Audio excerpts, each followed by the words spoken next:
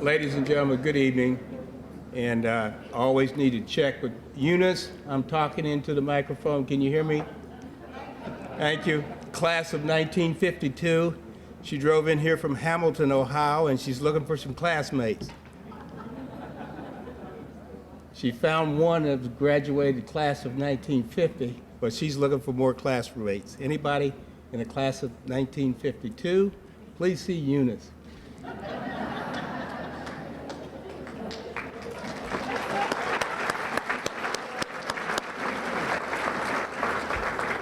I'd like to welcome each of you to a very special Marshall University Alumni Awards banquet. This is quite a celebration this evening for Marshall University, as we're not only celebrating the university's 175th anniversary, but we're also very proud to announce that this is the 75th annual Alumni Weekend Awards banquet. 75 years, 175 years. Give yourself a hand. I am Mickey Jackson, president of the Marshall University Alumni Association Board of Directors, and 1968, unlike your program says 78, I like to be 10 years younger, 1968 graduate of this wonderful university. And I will be your master of ceremonies this evening. But one tip that I got from Nancy Campbell, former president of the association, she said that this is the banquet where you like to come in and honor the awardees, and everybody wants to get out of here by 9:30. You should never, ever run later than 9:30. So keeping to that true tradition, that's why I gathered you together early so we can get out early. As always, the Alumni Weekend has been filled with many activities on the Huntington campus, and I hope you have attended as many activities as you could. At times I were trying to be in two places at once, and enjoyed most of them. In particular, I'd like to recognize our 50th reunion class. We had a special luncheon for them today, the class of 1962 and their grand class, those who graduated prior to 1962. Would all of the 50-plus graduates please stand now and let's give them a hand. Stand up, please. Class of 1962. 1962. And grand class. Welcome and thank you for being here this evening. At this time, I'd like to recognize our alumni board. Many are here, may be a few scattered around the room. They have continued to dedicate their work with me this year and strive to keep our eyes on the goal and keep our alumni connected to our alma mater in a variety of ways. They've worked tirelessly, and I certainly appreciate the effort that they put in this year. Would our board members please stand?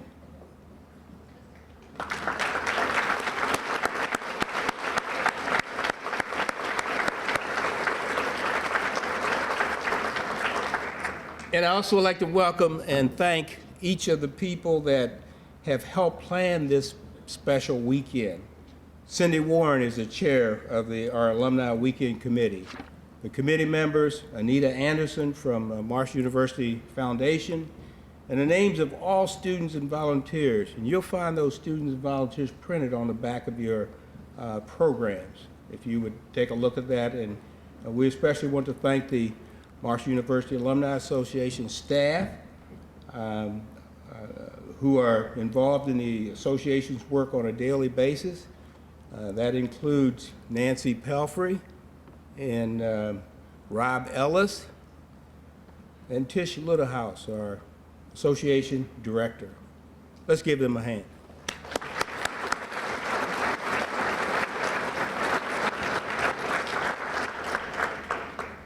And please allow me to introduce some of the other important people who are here tonight. Pardon me for not mentioning every name, because I think all of you here tonight are very important people and important to us and important to our institution. But as I say your name, please stand and be recognized, and let's just hold the applause until the end. The current Miss Marshall, Sharafina Al-Rashad, and Mr. Marshall, Josh Boykin. Stand, please. Please, if you would hold. These two individuals had the honor of being selected Mr. and Miss Marshall from the student body at homecoming and have been very active around campus. In fact, Fina is from my hometown. She's from Martinsburg, West Virginia, and had a chance to spend time and meet her parents at homecoming, and we certainly thank her for the job that she's done this year, the activities she's participated in. We also have many of the deans and the faculty members here at Marshall with us, and please all stand and be recognized, the people that I just named. Stand and be recognized, and let's give them a round of applause. Faculty members, deans, Miss Marshall, Mr. Marshall, thank you.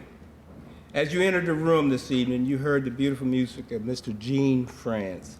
Again, this year we have the pleasure of hearing him, more of him as the evening progresses.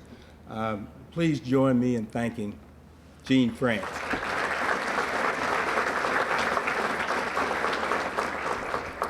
And at this time, our Director of Alumni Relations, I'd like to call her to the podium, Tisha Littlehouse.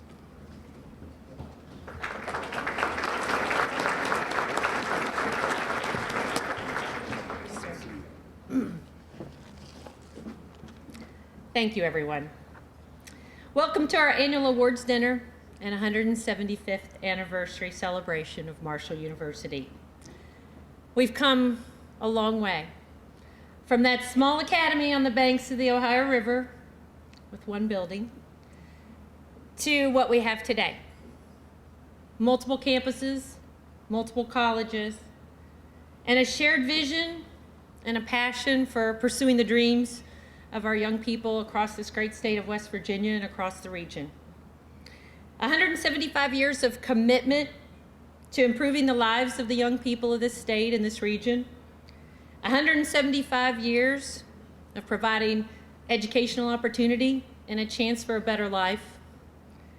175 years of dedicated faculty, staff, community leaders, governors, state representatives, who all shared a vision for tomorrow where Huntington, West Virginia and Marshall University made an impact, made a difference in thousands and thousands and thousands of lives. It's what makes my job special. I get to hear the stories. I get to share them with you. As I look around the room, whether it's Bill and Sarah Denman, who continue to share their time and their talent with our young students today, with our alumni, whether it's our former Marshall University Association board presidents, such as Mickey, such as Louie, John Kinzer, I can say, and we'll have you stand a little bit later, whether it's the faculty and staff, whether it's Dr. Kopp, with his vision, with his leadership, it makes us all better people. It makes us a better community. It makes us proud to be part of Marshall University. As we move around the room and I look at the partners and the people that I respect and share time with, whether it's the deans of each of the colleges, as we share, hopefully you receive the communications that highlight their programs, their continuing education, their need for your support. We do that for each of the colleges. We try to share the needs of the Office of Recruitment, who've been doing a tremendous job in increasing the enrollment, whether it's in-state or out-of-state students, whether it's our international partners. They do a wonderful job. Whether it's our Office of Career Services, as we work to improve retention, as we work on our new mentoring program that's going to increase the opportunities for these students to leave here, not only as an employee somewhere, but as a leader. And as I look around the room, I share with you that same passion to pursue the dreams to pursue that opportunity. And I know that you share that vision that Dr. Kopp shares with us. One where you stay engaged, you stay involved, you become a mentor, you become one of the inspiring stories that we're going to hear later this evening. Those things are what make us proud to be sons and daughters of Marshall University. And I want to share with you just a couple more things as we go through the evening. We want you to stay connected for a lifetime, not just for a day, not just for a moment. We want you to stay connected to Marshall University for a lifetime. So we ask you, share with your friends these inspirational stories. Come visit our campuses. Come and visit our website so we can find you and communicate with you. Perhaps you're going to volunteer to be a mentor. Perhaps you're going to find that you want to support your college with a scholarship endowment. Perhaps you're going to find that you have the opportunity to finish pursuing your dream, whether it's a master's degree, whether it's an undergraduate degree, perhaps your doctorate. The opportunities at Marshall University are here for you. They're here for our community, and I want you to take advantage of them, and I want you to share them with your community and go out and spread the word. And the Alumni Association provides many opportunities, whether it's through club activities, and we have some, I'll just give you a couple of examples. Coming up in June, we're going to have an all-reunion weekend in Myrtle Beach, South Carolina. Our clubs down in South Carolina and North Carolina are partnering together for a long weekend, and we have some wonderful people who are going to be visiting with us. And our leaders, Walt Garnett and Pat Brady, and some of these former student athletes that have stayed connected, and our alumni leaders there.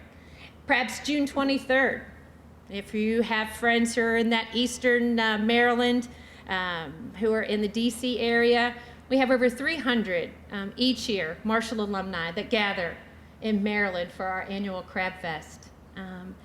Those are the activities that we share with you with our clubs, just a few of them, that reconnect our alumni all across the country.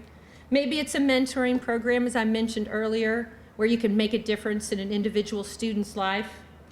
Perhaps it's our young alumni networking efforts, where we go around the country with our clubs and we work diligently to make sure that our young alumni that are scattered across the United States and internationally have the support of other alumni in their area.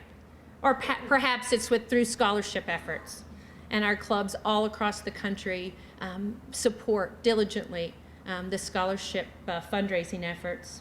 Or maybe it's a travel opportunity. Many of our alumni, and I think Dr. Dot Hicks is out there somewhere, this fall will be going to South Africa. Some of our alumni will be traveling to South Africa. Some of our alumni will be going to South America later in 2013, or Alaska. But it's a way for them to reconnect. We ask all of you, stay connected, stay engaged, stay involved, celebrate this 175 years, but know that, as Dr. Kopp says, and whether it's Gail Ormiston, our provost, all of our dedicated faculty and staff, we have a passion. We want to pursue the dreams. We want to help our students pursue their dreams. And we hope that all of you will take part in that in some small way. And certainly, by your being here tonight, you've proved that in spades. And we thank you so much. Enjoy your evening. We thank you. Have fun. Take care.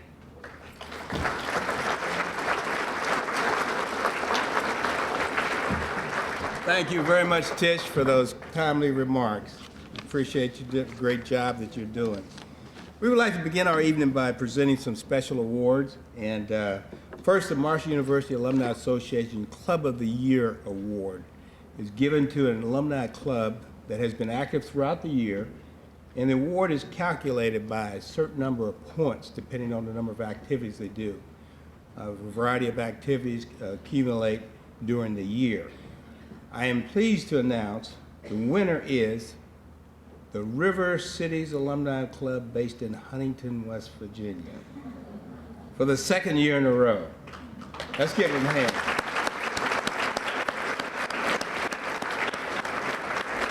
One of its members, Debbie Prestera, will come forth and receive that award.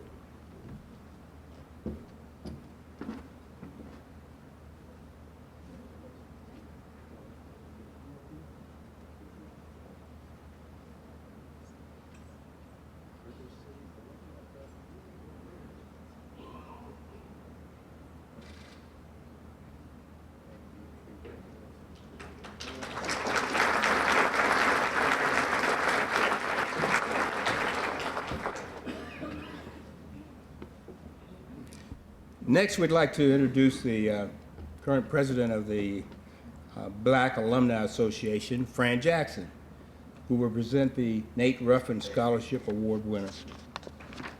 Fran, would you come forward?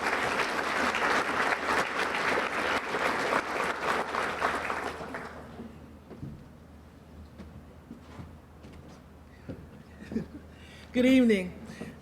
About our recipient, she is the daughter of Chantel Snipes Booker and Andre Booker from Sarasota, Florida. She has a twin brother, Andre, and a little sister, Alexis. A GPA of 3.31, she is a criminal justice major with a double minor in Spanish and psychology. She has been on the Dean's List all 3 of her years and the NCAA All Academic Honor Roll. She is a member of the Criminal Justice Honor Society, Who's Who Committee, the National Collegiate Scholar, a former NBA volleyball player, a multicultural ambassador, and a member and current president of the Theta Omega chapter of Delta Sigma Theta Sorority Incorporated on Marshall's campus. Her future goal and aspiration is to become a successful sports and criminal lawyer, eventually starting her own law firm. Ladies and gentlemen, and she's here with her grandmother, Andre Booker.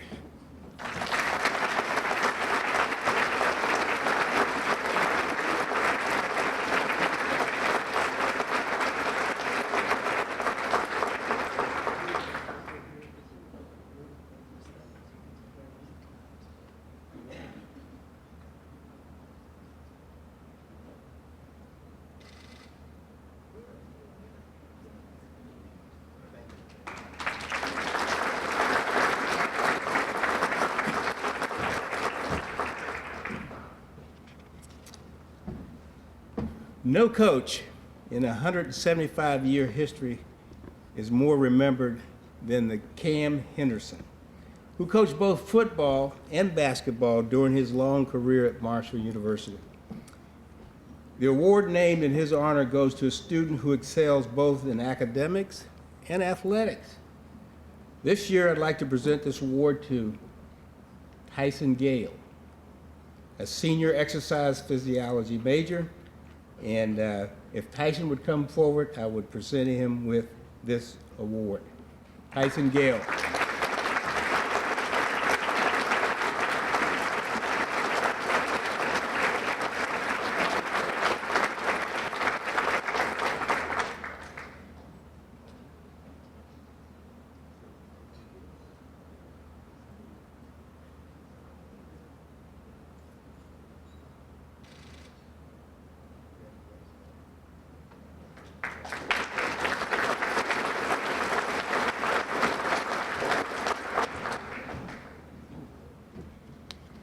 In 1998, the Marshall University Alumni Association established scholarships to honor Nancy Pelfrey, member of our current staff and coordinator of alumni activities. It was awarded for her outstanding efforts to foster the development and growth of Herd Village. This was a corporate tailgate area that grew and prospered under Nancy's hard work. The proceeds from the Herd Village income funded 2 scholarships. These are awarded annually to a member of the Marching Thunder and a member of Marshall Cheerleading Squad. Those who excel in academics as well as their support of Marshall athletics and who display responsible leadership and good character in representing Marshall University. This year's recipient is One recipient would be Dorothy Cornwell, a junior nursing major and a member of the cheerleading squad. And the other recipient is Daniel Ricks, a junior music education major and member of the Marching Thunder. Would you both please come forward and accept your awards?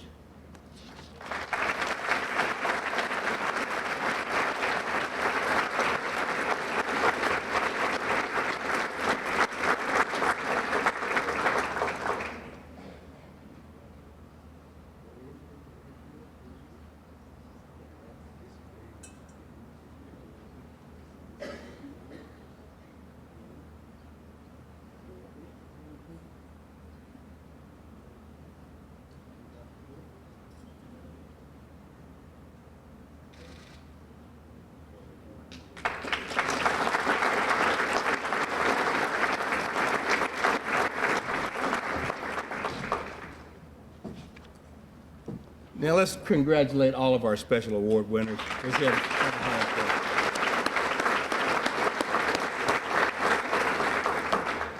for them.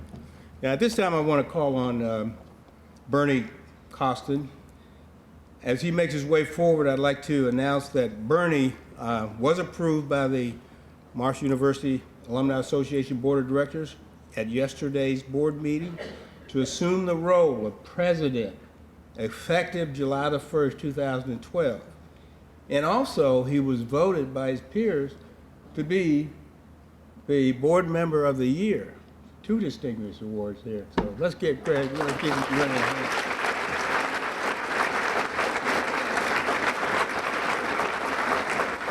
hand. He will lead us in our invocation.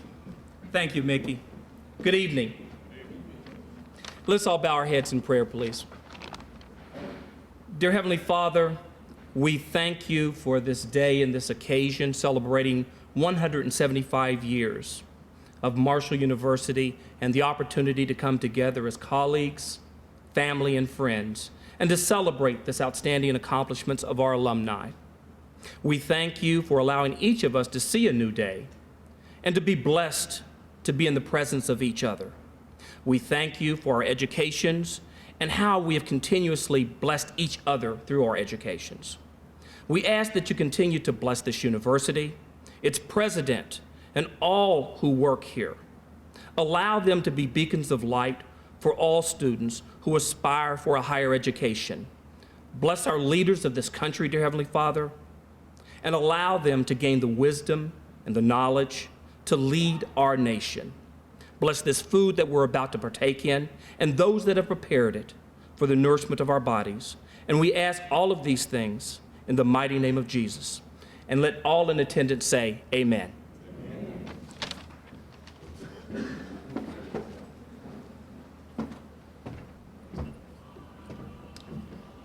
Thank you very much, Bernie. Now, as we hear more from Mr. Gene France, let's all enjoy our dinner.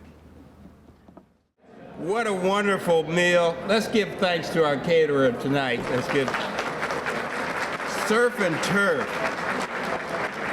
I could have seconds on that. This is a special occasion, and for special occasions, we like to make special presentations.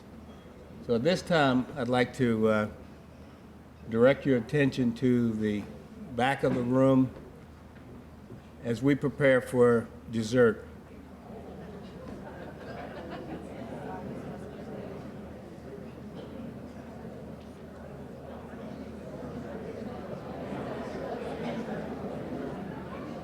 As we prepare for dessert. 175 years. Here they come, ladies and gentlemen.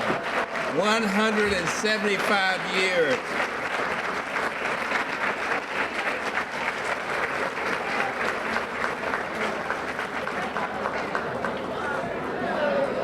(1837 to 2012). Happy birthday to you. Happy birthday, dear Marshall. Happy birthday to you. Yeah, right.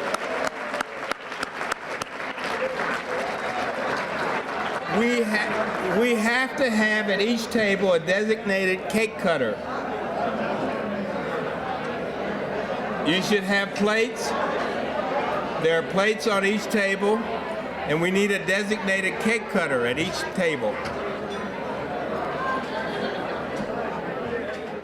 And we certainly want to give honor to all of our recipients tonight as we honor them. And one of the things that we did to move the program along was to do a pre-recorded video for our recipients. So you'll see and learn a lot about them, each of them, on the video. And they'll come forward and get their award and picture. And few will have a few comments. But this time it is my honor to introduce Dr. Stephen Kopp, President of Marshall University. And our university has observed a number of wonderful milestones since he became president in 2005. As I told him today, he has led us well in the past. He's leading us well in the present, and we look forward to him leading us well into the future. Ladies and gentlemen, let's present Dr. Kopp.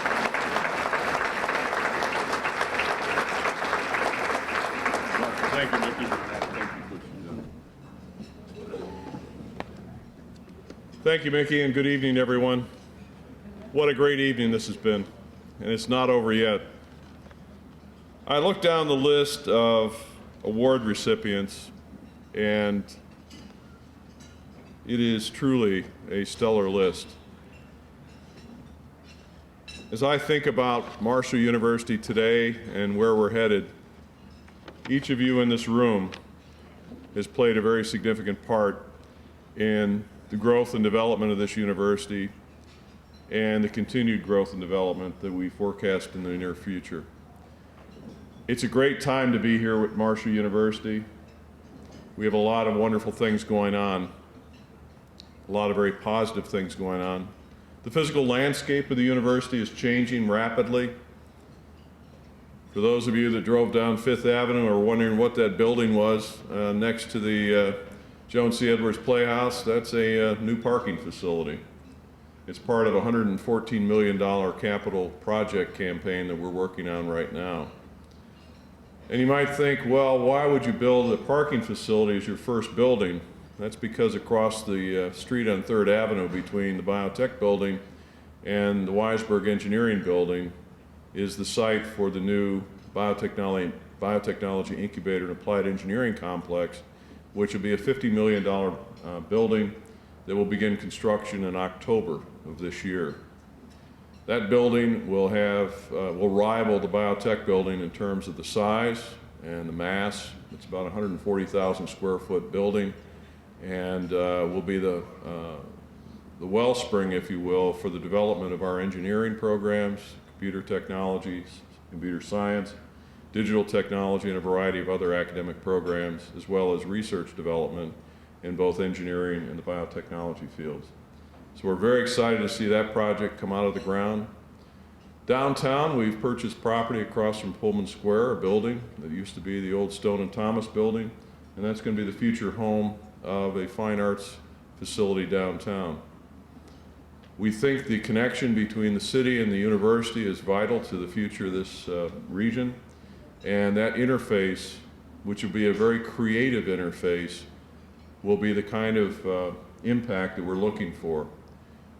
We see it as an opportunity for our fine art students, particularly in art and graphic design, to work in a facility, to develop and express their creative energies in that facility in ways that we simply can't do on campus, and to be a beacon in the downtown area of what the cultural landscape in Huntington can be for the future.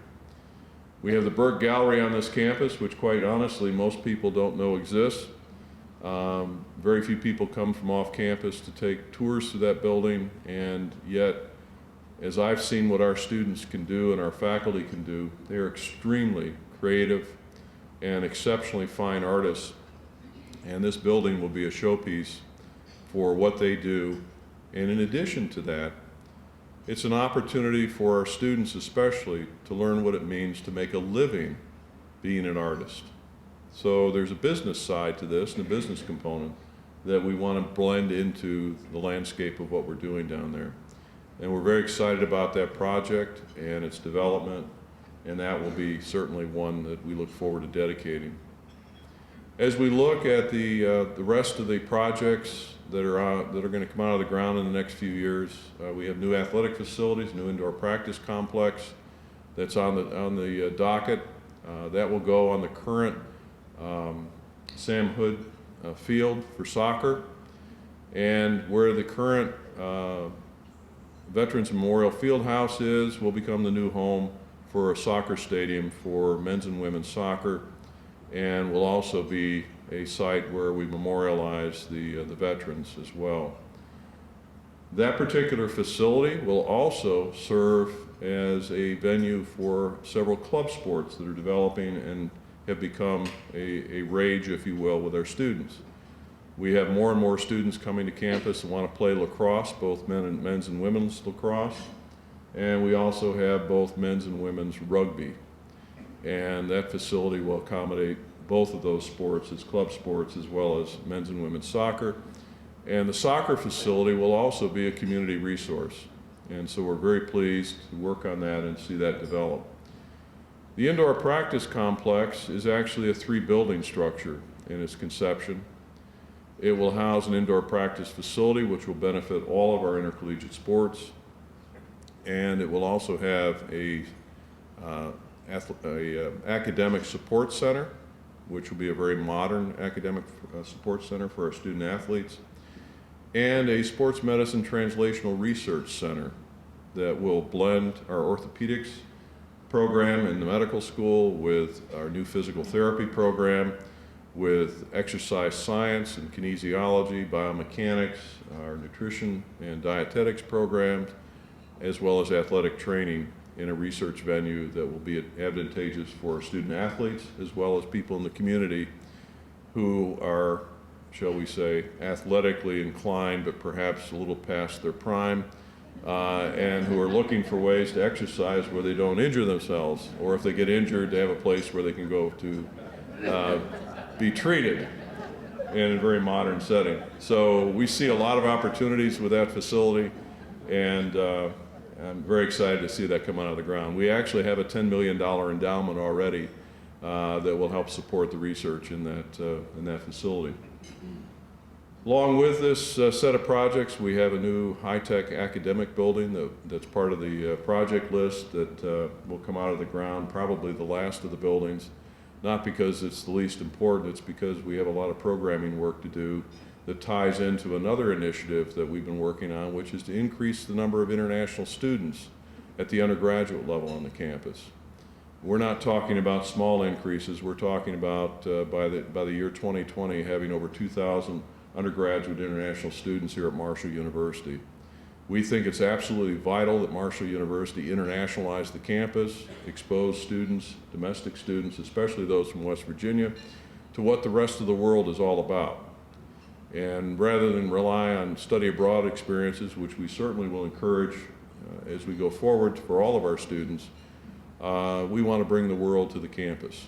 And we have developed and are currently working on a partnership arrangement where we will work with a firm that specializes in this type of recruiting, and we look forward to the success of that particular initiative as well.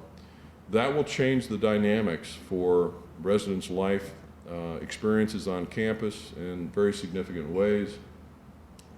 One of the things we will be encouraging is for our domestic students to reside with international students in the residence halls. And in all likelihood, we're going to find that this high-tech academic facility is both an academic facility as well as a residence hall facility for this new program. And so when I talk about the programming aspects of it, as we see this program develop, we are going to go back and rethink the programming and redevelop it, and it will probably change the way we fund it. So that's on the horizon as well. Inside the university, and I've had the opportunity to speak with many of you about some of the things that are happening under the surface that aren't so visible on this campus, and it has to do with an initiative that we're working on with our regional accrediting body. And in a nutshell, what that initiative basically is a focus on the student experience here and what is different or distinctive about a Marshall education, at the undergraduate level and at the master's degree level. We do a number of wonderful things here at the university, and one of the things we're focusing on is what is truly distinctive about a Marshall education. What does a degree from Marshall signify in our graduates? And many of you, all of you as graduates, can probably point to things in your educational and academic experiences and social experiences that truly made a difference in your lives here at Marshall. And that's part of that fabric. But as we're seeing the changing landscape in the regulatory environment in Washington, one of the things that's happening is enhanced accountability and demonstration of what your outcomes really are. And this initiative with the Higher Learning Commission is an opportunity for us. We were invited to participate, to be a founding member of a new pathway for regional accreditation. We are one of 21 universities across 19 states that are part of the North Central region that was invited to be part of cohort number 3. And we are the definers and shapers of this new accreditation pathway. What I've challenged our university community to think about doing and developing is not just taking the project at the level we started talking about it, but to move it to a whole different level. And that level is, let's talk about what powerful and compelling learning experiences really constitute for our students. What are some of the resources and strategies that we want to employ as we begin to rethink what we do in every single course and every single major on this campus, so that we are intentionally designing who we are and what we do with our students in ways that are both empowering to our students and prepare them for great success in life and career in the 21st century. And this is more than just talking about what we're going to do in a course. It's how we connect our students to the incredible resource bases that are out there that can help them enhance and intensify their learning experiences in very meaningful and applied ways. One of the areas that we've asked them to explore is how do we take advantage of social media to create virtual learning communities for our students, where they can actually interact with other students, whether they're on this campus or they're on some other campus studying the same subject matter, where they can actually interact in a virtual environment and learn from each other to complement what they're doing in their courses and with their faculty. We're talking about how we can customize and personalize learning experiences for our students that are both empowering and enhancing. For the student that needs to have some help with some foundations that are weak, we can complement that with the resources they need to be successful. For the student that wants an enriched experience to go beyond what the basics are in the course and have that experience that's above and beyond, they'll have that available as well. All of this is going to take time to develop, but as I've talked to our faculty, and this happened just earlier in the week, the response has been overwhelmingly positive, energizing, and inspiring. This is something that truly will change who we are as a university, what we do for our students, and what they can do for themselves to prepare them for success and leadership and greater success in the world of tomorrow.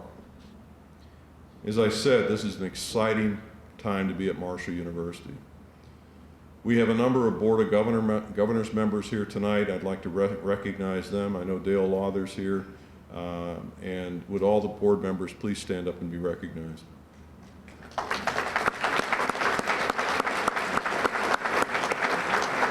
These people work tirelessly on behalf of the university, and what we're accomplishing here is a product of their leadership as well. We have a number of very important people here. All of you are important, and I can't thank you enough for taking the time to be with us to celebrate your university on our 175th anniversary. This is a very special time at Marshall University. We also have with us this evening an individual, two individuals actually, both of whom are alumni of Marshall University. And our current governor is the first and only Marshall alumnus to serve as governor of the great state of West Virginia. And we're very proud to have you here tonight, Governor and First Lady.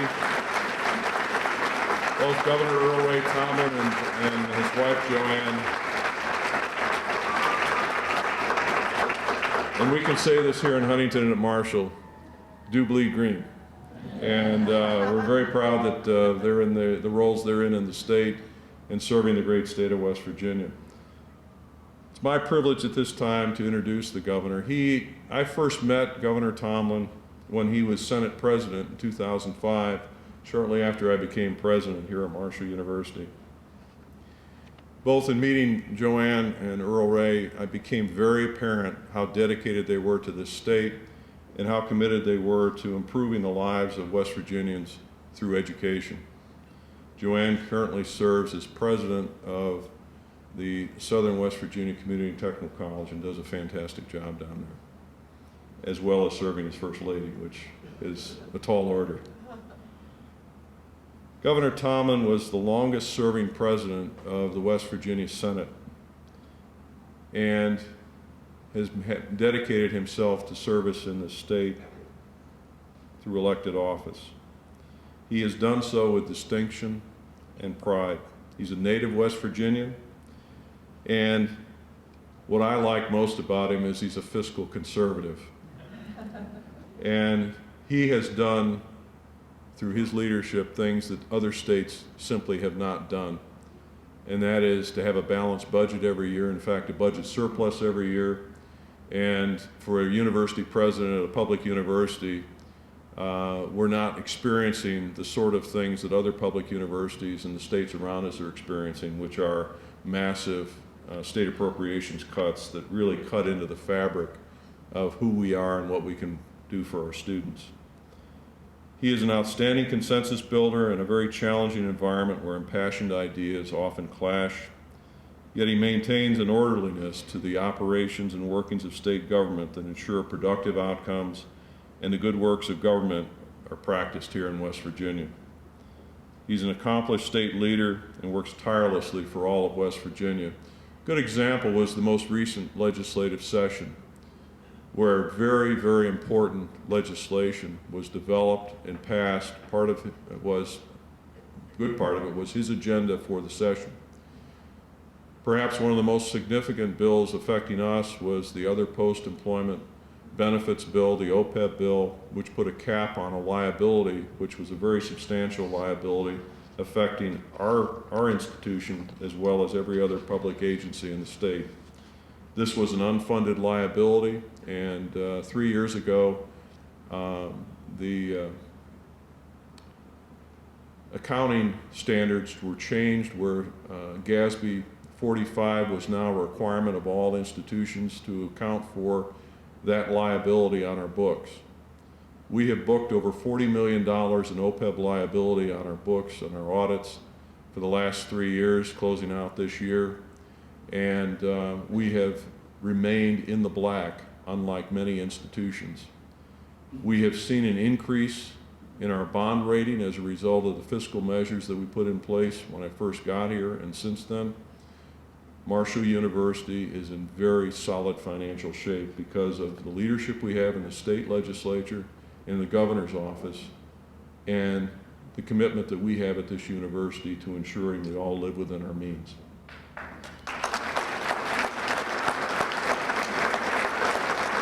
I'd like to share with you an excerpt of a speech that the governor gave some time ago about his approach to leadership responsibilities.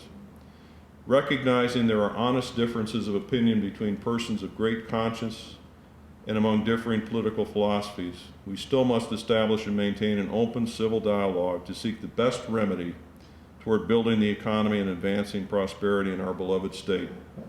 The objective is not only to meet but exceed the needs of those who live here, as well as those who want to come back to live here in our home among the hills. Ladies and gentlemen, I give you Governor Earl Ray Tomblin.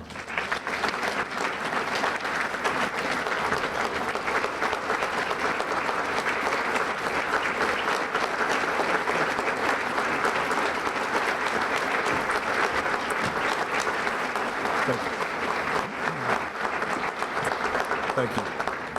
Thank you, Dr. Kopp, for those kind words of introduction. Mickey, I promise I will keep you on that 9:30 deadline that we got going here tonight. But I just want to say how pleased I am to be here. And to Dr. Kopp, yeah, this is the 175th anniversary of Marshall University. And and especially in the past 7 years, there is so much stuff going on, and especially for our alumni who have not been around for a while. I think they may get lost if they come down the street here now or down the avenue, because they say, what's this new building? What's this new building? But under Dr. Kopp's leadership and vision for this university, you know, we can see it is really paying off. And my hat's off to you, Dr. Kopp, for a job well done. Just keep on doing it, because you're making great things happen here at Marshall University.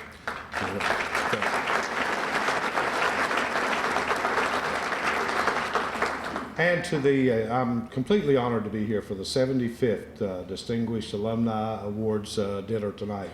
And I think it's great that it has been going on for 75 years. The thing that when you look around, all the people sitting around you, or most of the people sitting around you, are all alumni of Marshall University. And thank you, because it's because of you and your support that we continue to turn out great scholars here at Marshall University.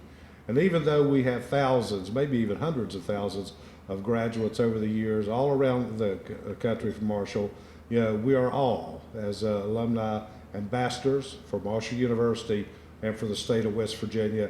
And I thank you for your loyalty to this university and to our state. We certainly do appreciate that. And to those who we will be honoring here tonight, you know, congratulations to you, because you have really stood out in your field. You've really made a difference in a lot of people's lives, you know, in your family's lives and the people who know you and work with you. Dr. Hill, I was glad to see your name, our chancellor, on that list tonight too. But you know, Marshall University to me has meant a great deal. It's one, when I sit there and look at that M sign, you know, growing up as a young man in Chapmanville and Logan County and going to school, most of my teachers were graduates of Marshall University. And I think that I had the fingerprints of Marshall upon me before I was even thinking about going on to college or anything else. But you know, today our son Brent is a student here at Marshall University. Loves it, getting ready to hopefully get his master's here at Marshall. But it's been a great deal, you know, to our whole family. You know, as the 35th governor of this state, as Dr. Kopp mentioned, we're very fortunate to have the financial condition that we have. And they teach me or accuse me occasionally of being a little bit frugal. But at the same time, I'll just lay that back on my MBA degree from Marshall, and that's what's making this state so great here. So anyhow.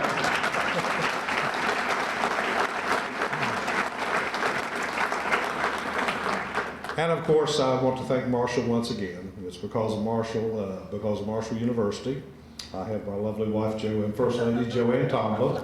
It was Marshall that that brought Joanne to West Virginia. She came here. She enrolled in the journalism program.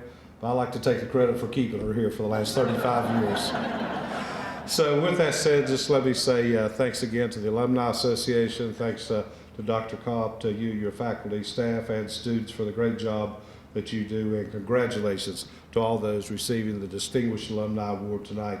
Thank you, and let's have a great evening. Get you out by 9:15.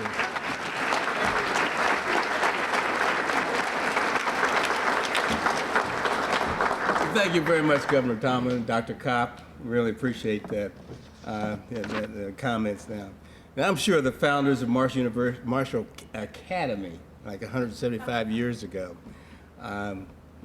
never dreamed that the school that they founded would reach such heights that we've reached today. Marshall alumni make amazing things happen in the world. Their accomplishments significantly benefit both society and our campus, advancing the common good and inspiring others to address challenges. Their actions communicate the dynamic excellence of a Marshall education. And to celebrate in a very special way, we've invited the deans and the programs to select a recipient of this one-time alumni award of distinction. We prepared a short video Introduction has been prepared for each of the recipients, so please give your attention to the video, beginning with the College of Business, and we'll take a pause at the end of each college and ask the recipient to come forward, receive their award, and take a picture with me. This is the Jong Kim. I'm the Dean of College of Business at Marshall University. I really appreciate the Marshall University Alumni Association to make the special award our distinct alumni. His name is Mike Gerber. Mr. Gerber has been associated with me for a long time. He has two different distinctions I want to recognize. One is a successful career, and then one is how much he has helped us. First, he has a graduate from our own College of Business in 1963, and then he been employed as a Hayfield and Steinberg, and then he became partner 6 years after.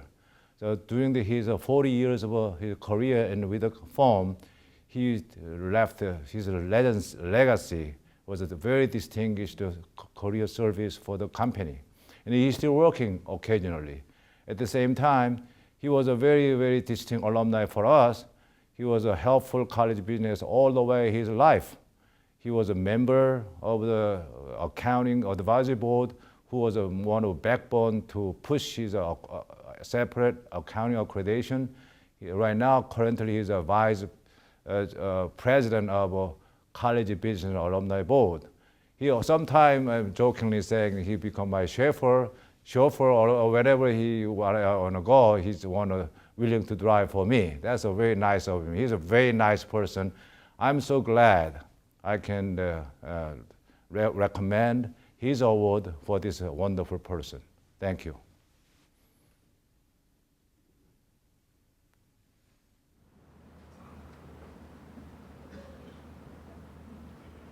Michael Gerber, class of 3. Congratulations.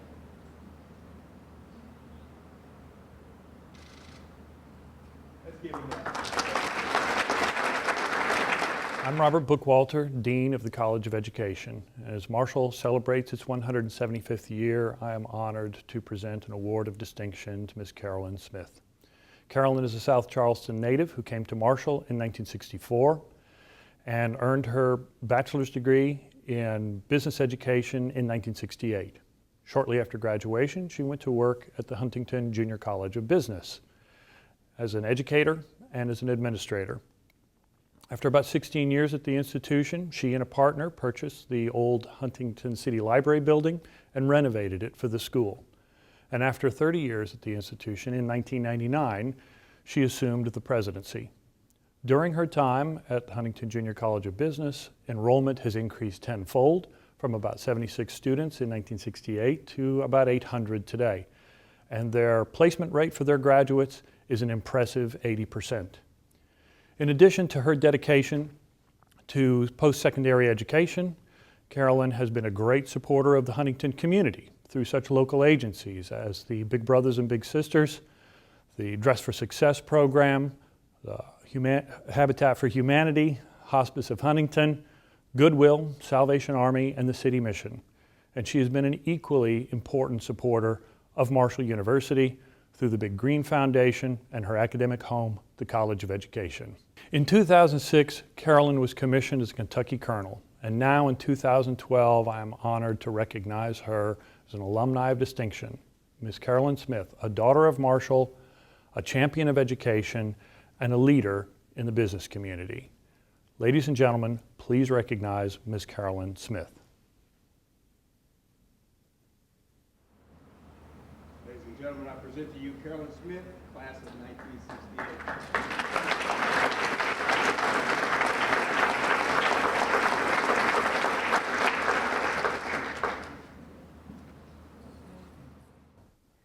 Good evening. I'm Don Van Horn, Dean of the College of Fine Arts. When our college considers distinguished university alumni, Don and Sandy Hatfield are certainly part of that group. Don and Sandy are longtime members of the Marshall University family, and while not College of Fine Arts graduates, they're certainly important to our college. Both West Virginia natives, Don and Sandy lived in Tucson, Arizona for 22 years before they returned to Huntington about 5 years ago with the commitment to make life better in Huntington. Part of that commitment is to serve as chairs of the College of Fine Arts Dean's Council, a group of community members, friends of the university and college, regional and state supporters of the arts, with a mission to provide leadership in promoting the arts at Marshall and sustaining the College of Fine Arts. Through Don and Sandy's leadership and example, our college is experiencing an invigorated relationship with our community, and they've been instrumental in successful fundraising to help support the arts at Marshall. Don and Sandy understand the importance of the arts, particularly on a university campus, and they work very hard and provide great leadership as we work to bring the arts to the campus community as well as Huntington and the greater region. In my nearly 35 years in higher education, I've never known a couple more dedicated to promoting the arts on a university campus than Don and Sandy. They value the excellence in the arts at Marshall, and they're dedicated to making sure that our students are engaged with and appreciated by the community that we live in.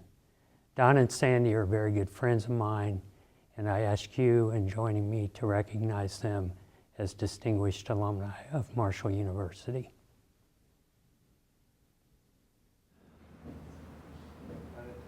Distinguished award of distinction. It's an honor to present to both of you this distinguished award. Ray Hutchins, thank you.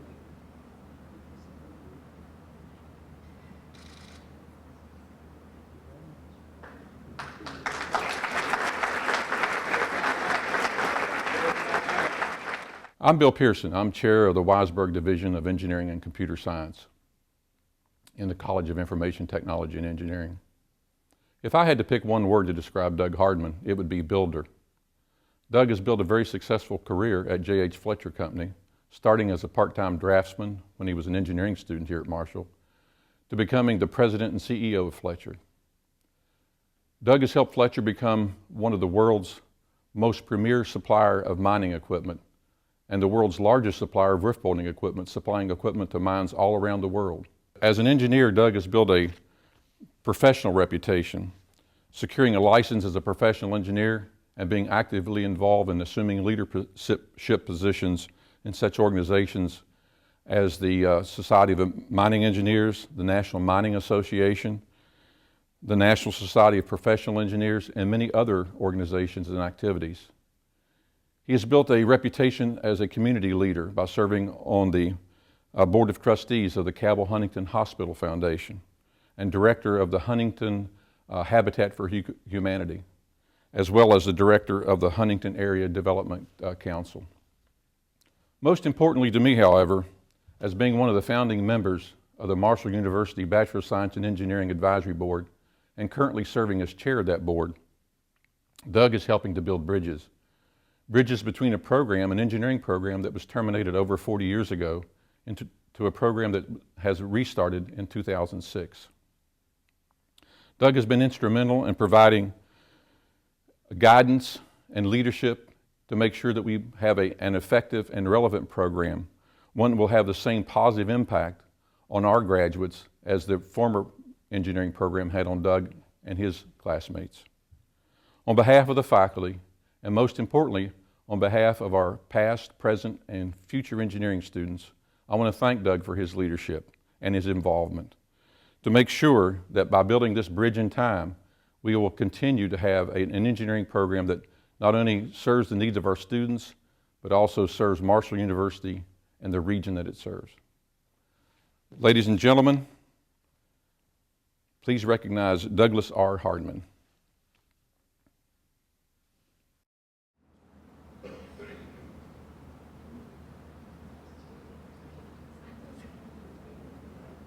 Mrs. Hardman will accept the award.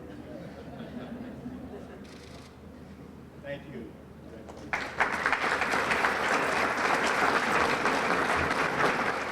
Hi, I'm David Pittenger, Dean of the College of Liberal Arts. The students, faculty, staff, and I are very proud to present an award of distinction to Roger Simmons. Roger was born and raised in Huntington and graduated from Marshall University in 1972. From then until his retirement, Roger enjoyed a career as a special agent with the U.S. Treasury Criminal Investigation Division. During this time, he received many awards for his achievement. He also remembered the need to return the favor. To that end, he has established the Dora L. Simmons and Roger W. Simmons Scholarships in Criminal Justice. These scholarships help deserving students receive much-needed financial support as they follow the path blazed by Roger. Ladies and gentlemen, please join me in honoring Roger W. Simmons.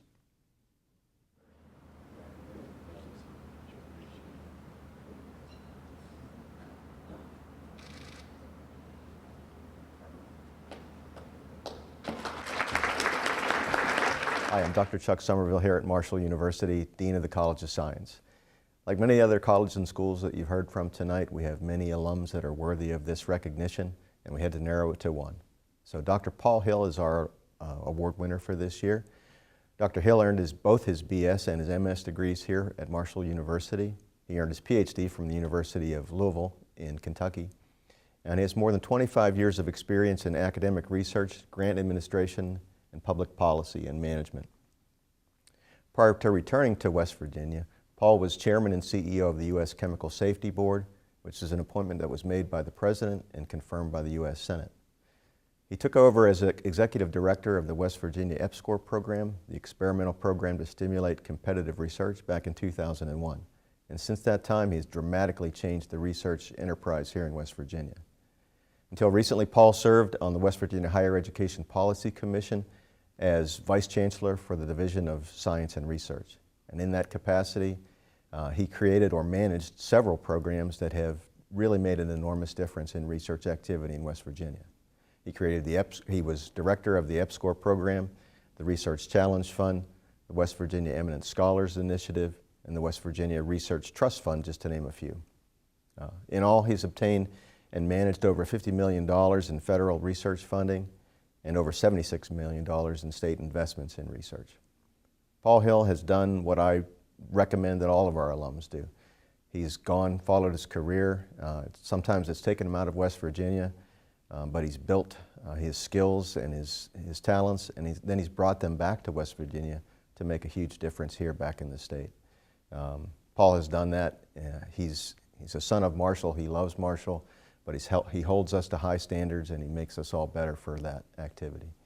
It's a pleasure to know him, and I hope you all join me in honoring Paul Hill as the 2012 Distinguished Alumni from the College of Science.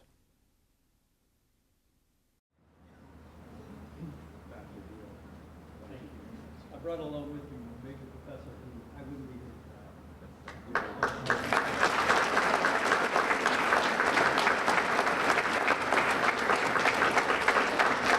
I'm Teresa Eagle, the Dean of the Graduate School of Education and Professional Development. A teacher affects eternity. She never knows where her influence will stop. That statement is never truer than when said about our alumni of distinction, Dr. Becky Goodwin.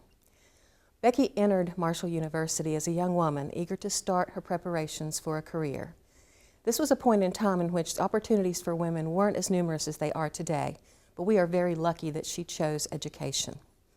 Becky left Marshall with her degree in hand to become a teacher and test her mettle in the classrooms of public education. And she was an excellent teacher. She was an accomplished administrator and eventually a superintendent with the responsibility of overseeing other educators.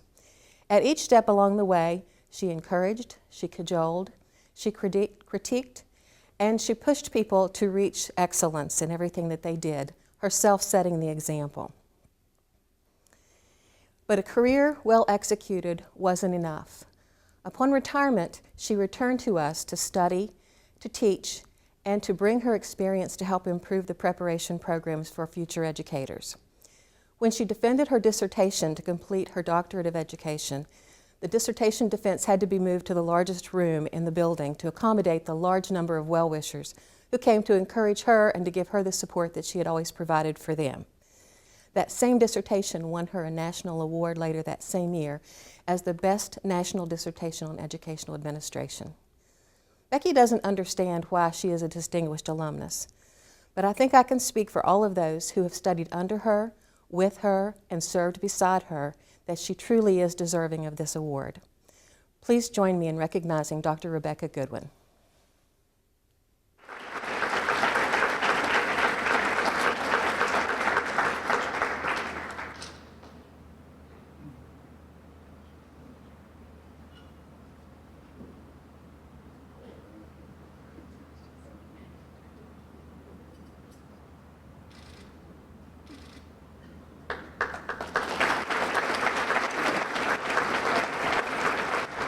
Hello, I'm Ron Aria. I'm the CEO of the Marshall University Foundation. We would like to recognize John and Donna Underwood with an award of distinction. John and Donna have a love for Marshall University that sets them apart from others. Even though barriers would have stopped them in their tracks, the opportunities that they have made available for Marshall University have been exemplary. They have provided both financial and moral support for many aspects of Marshall University. We are proud to be able to offer this award of distinction to the Underwoods. Please join me in welcoming and honoring the Underwoods.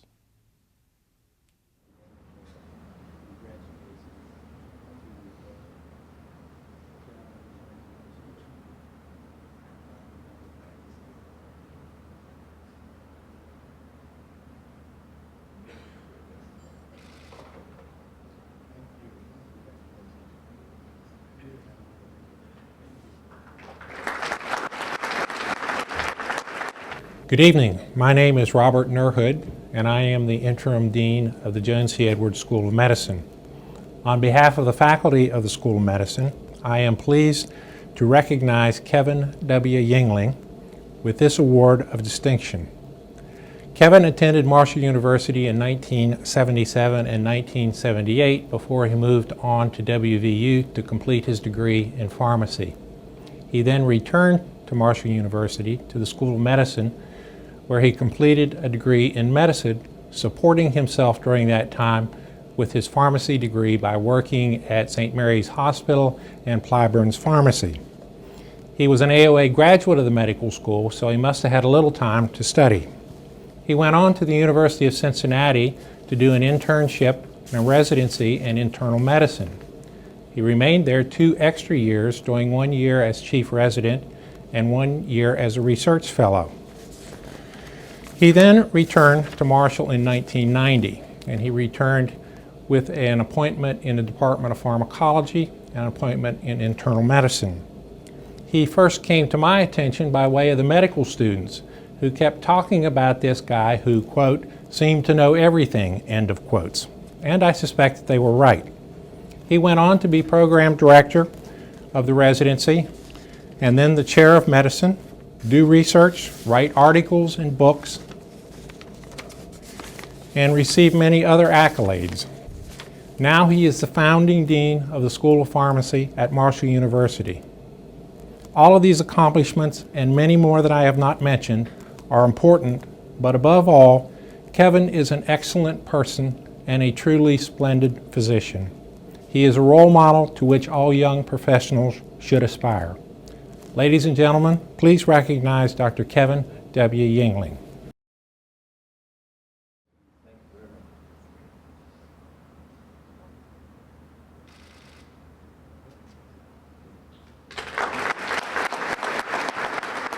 At the risk of causing some of my colleagues to raise their eyebrows, I'm going to say that the School of Journalism and Mass Communications at Marshall University has some of the most distinguished alumni from the university. We've had a Pulitzer Prize winner, we've had someone at the helm of U.S. News and World Report, we've had people that have hosted network television shows, anchors at CNN and National Public Radio. Well, distinguished certainly describes our 2012 Award of Distinction recipient from the School of Journalism and Mass Communications, Joanne Yeager Tomlin. She was born in New York and attended Long Island schools and then transferred to Marshall University, where she completed her BA and then her MA in broadcast journalism. She worked in the television industry and then transitioned her career into higher education, where she served more than 30 years. And since 1999, she has been the president of Southern West Virginia Community and Technical College. Oh, by the way, she also happens to be First Lady. As First Lady, she advocates causes like Serve West Virginia Military, serving those who serve us, which advocates for community groups and individuals to give back to Mountain State military personnel. She also advocates for tourism and the arts. She's been First Lady since November 15, 2010, and while she was a television journalist, she was covering the legislature, and it was there that she met a young legislator named Earl Ray Tomblin. So, the 2012 Award of Distinction goes to, and it is my pleasure to present to, Joanne Yeager Tomblin. Let's hear a few remarks from our First Lady.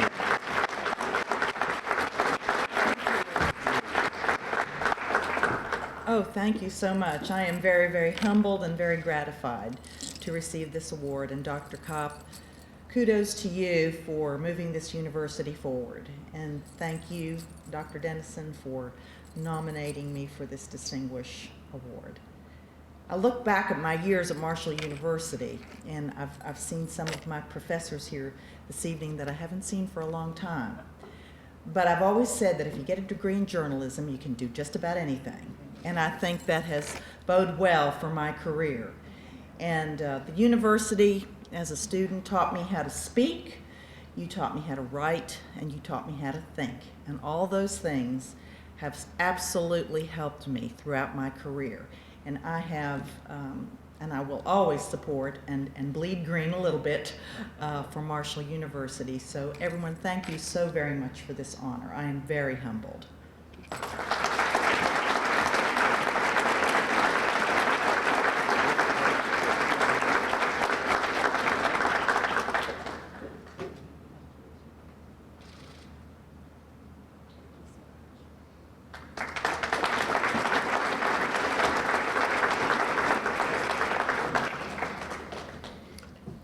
Just join me as we give another round of applause for that great award recipients. The Community Achievement Award is presented annually to Marshall alumnus who is success in a particular field of endeavor, especially for personal contributions to his or her respective community. This year we honor B. Scott Miller, who is president of the Cabell Wayne operations of United Bank. Would you please direct your attention to the screen and learn a little bit more about Scott Miller? Scott Miller is one of those guys everyone knows. He has the classic American family. High school sweetheart wife, successful children, one boy, one girl. His co-workers and employees respect him. And he's seen with the in crowd.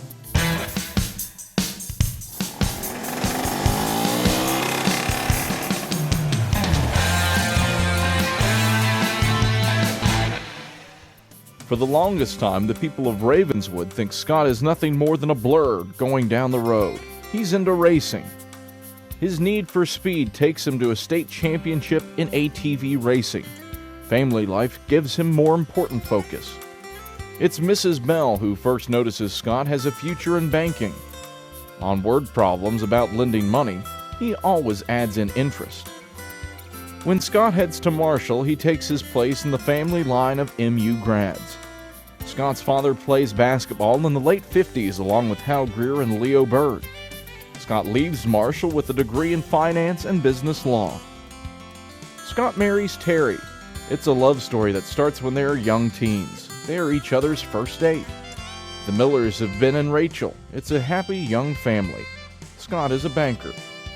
After working at different banks in the area, Scott starts his own. 48 shareholders join in the project, and Jackson County gets Citizens First Bank. Scott Miller and his associates give the folks of Jackson County a huge contribution. It's a community service that really can't be measured in certificates and plaques. Eventually, Citizens First is sold. Scott moves on to United Bank. He's back in Cabell County as United's president of the Cabell Wayne market. Scott makes smaller scale contributions to his community too. but no less important. Like a lot of dads, you get to coach teams, lots of teams. The kids have grown up. Rachel is a junior at Marshall. After 3 years at the University of Kentucky, Ben is now attending Marshall and is slated to earn his bachelor's degree in a couple of weeks. He is already enrolled in Marshall's grad school and has just learned that he is officially in Marshall's ROTC program. Scott has served on boards overseeing everything from the Jackson County Library to the Ravenswood Cemetery, from the United Way to his high school alumni association. To the people who know him, Scott is still a blur sometimes. Scott Miller has never stopped contributing. He's an excellent example of giving to a community. He is the 2012 Community Achievement Award winner.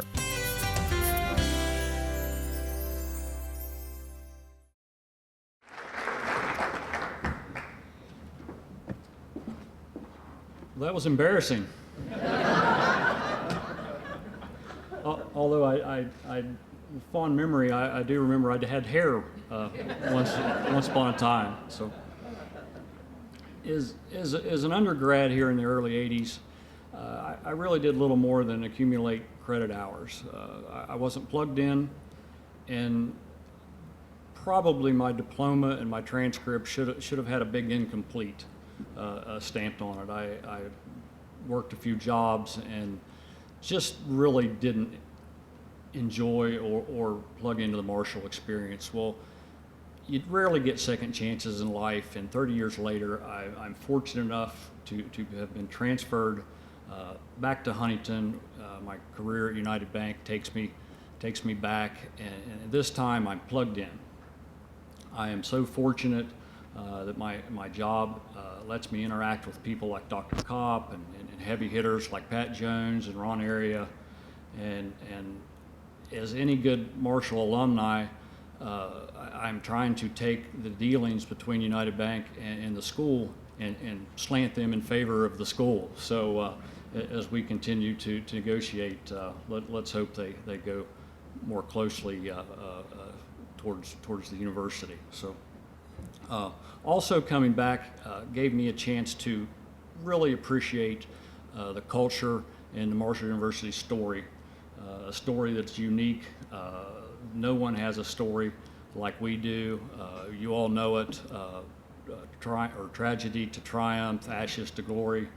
And as a middle-aged person, I can certainly appreciate that much more than as a teenager.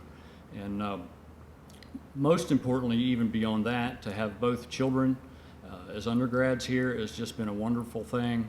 As you heard, Ben is now going to be a third generation son of Marshall next week, and I'm very, very proud that he is going to serve our country in ROTC, and I think you'll make a fine Army officer in a couple years, and I'm so proud of you for that. So.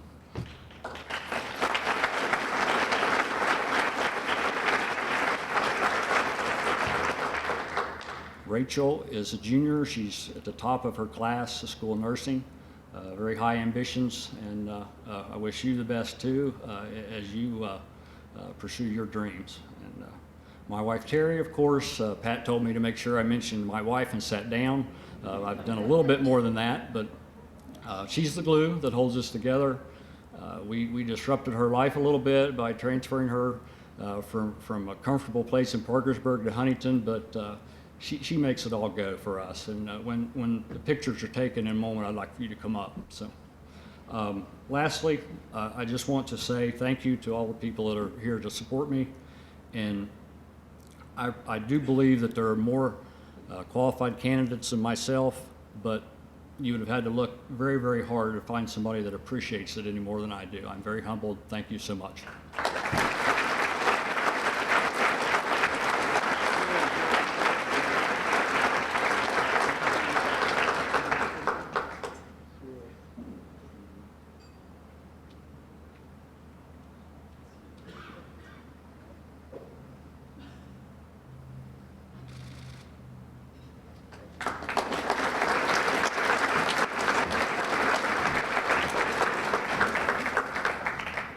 Over its 175-year history, Marshall University as represented by numerous graduates who have attained outstanding national achievement in their respective occupations, and tonight, no different.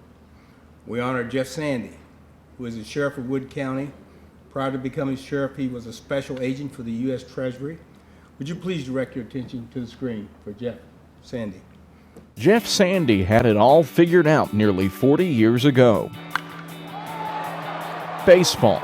He was going to spend his life in baseball. Play it, coach it.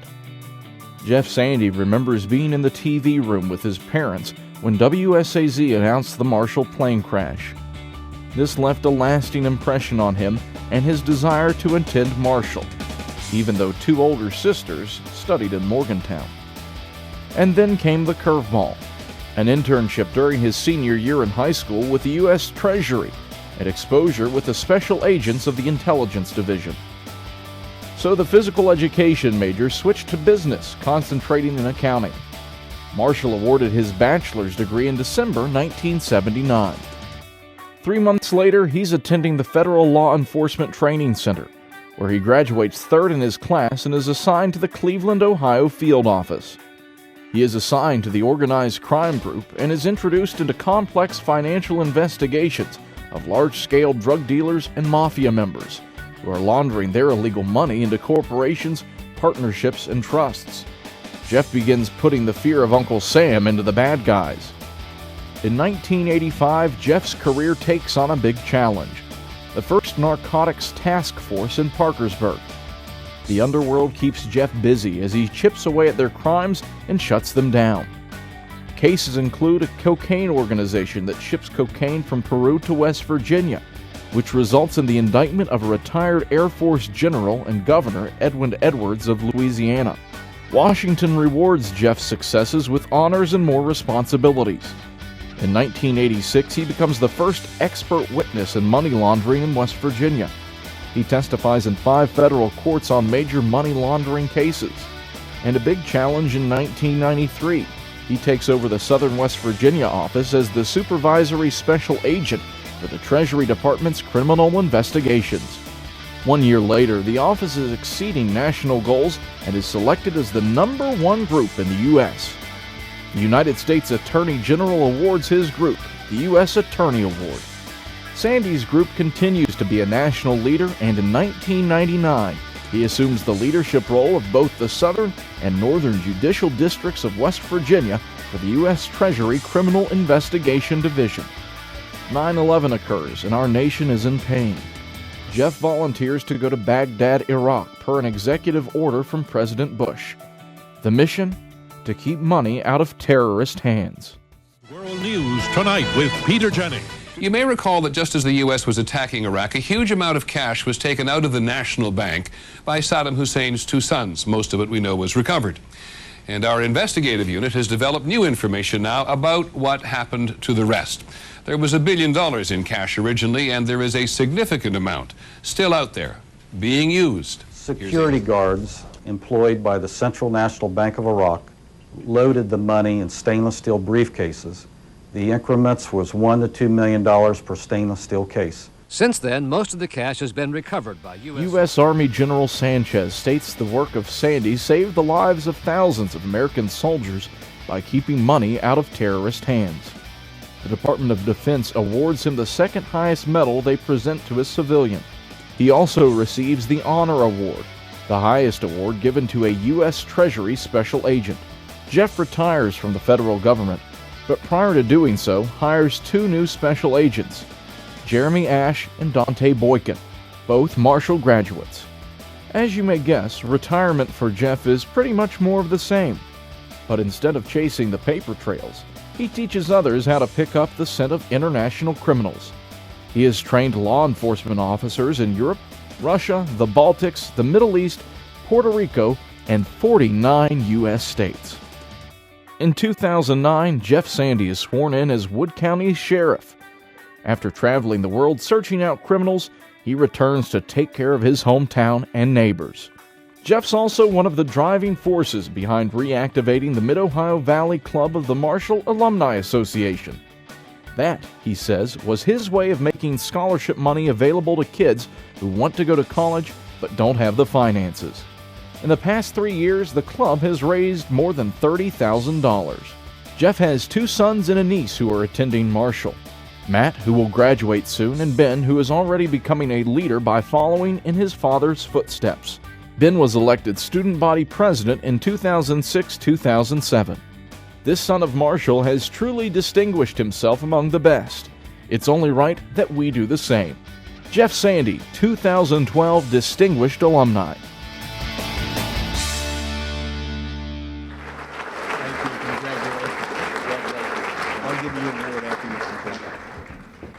Wow, after hearing the other presentations, it's I'm not worthy really stands out. You know, I've been blessed in my life. Marshall University had a lot to do with that. President Kopp, thank you so much for what you've done the past 7 years at Marshall. What you've been able to accomplish is tremendous, and Governor, again, what you've been able to accomplish is fantastic. I would not be here tonight if it wasn't for the individuals on the selection committee. I want to thank all the members of the selection committee. And Dale Lowther. Dale Lowther took it upon himself to write the narrative to nominate me, and what a unbelievable person he's been, and a friend, cohort. And Dale, what you've been doing for Marshall University on the Board of Governors, I thank you very much. You know, I believe in mentoring, and I believe if you've got to hand the baton to other people. And because of that, you need to have a good foundation growing up. And I'm so fortunate tonight. My mother she's 90 years old, and she was able to make it here, and I'm so fortunate for that. And thank you, Mom, for the mentoring growing up. But in addition, as you're going through life, you need individuals to help you. And my baseball coach and Boy Scout leader, Ron Stoops, and you got to forgive him. He's a West Virginia University person. But Ron, I thank you so much for coming today and what you did for me as a youngster. Ron took us all over the United States. Unbelievable what he accomplished. And also Buddy James. Buddy James played football here at Marshall, but everyone thinks of him as one of the winningest football coaches in West Virginia history, but Buddy James was a history teacher. And Buddy James, I thank you so much for what you have done for me over the years in education and being a friend. And you know, your family means so much, and my sisters have all excelled so much, even though 2 of them went again to WVU, but you know, my sister Laurie, who's the president of the Mid-Ohio Valley Alumni Association, has done such an excellent job raising money for the kids up there. Each year we try to give $1,000 scholarships to a child. And this year we've been able to accomplish that again. We're giving 8 $1,000 scholarships. This puts us over $30,000. But thank you, Laurie. But in ending, you know, I'd like to state this, you know, for a country boy like myself from Dallas and West Virginia in Wood County, to someday to be able to be a special agent in Cleveland and interview organized crime figures, to come and volunteer and have the opportunity to go to Iraq and interview individuals like Tariq Aziz. And I'll tell you this story. No one else could get Tariq Aziz to talk through various methods. And I went over and met with him. Tariq Aziz, those of you who do not know, was the Deputy Prime Minister of Iraq. And I went over to him and I said, listen, I said, we need your cooperation because we need to find out where all this money is, because we need to keep it out of terrorist hands. And this is a very, very special story to me. We're in the CPA Palace and we walked by a room. And in that room, on the TV, is Marshall University playing Kansas State. And I said, Mr. Aziz, I know you don't have any place to go because we would have taken him back to prison. I said, do you mind if we watch this game? And we sat there and watched the game, and Marshall upsets Kansas State. And he says, I have never seen anyone react like you did to a win. And he says, what do you need from me? And I said, I need where all the bank accounts are. I need to know where the weapons of mass destruction are. And he says, like I told the rest, no weapons of mass destruction. We were just beginning that, but I'll tell you where the money is. and as a result, I've been so blessed when General Sanchez gave me that award. So for all of you, I thank you. Marshall means so much to me, and thank you for this honor. Thank you very much.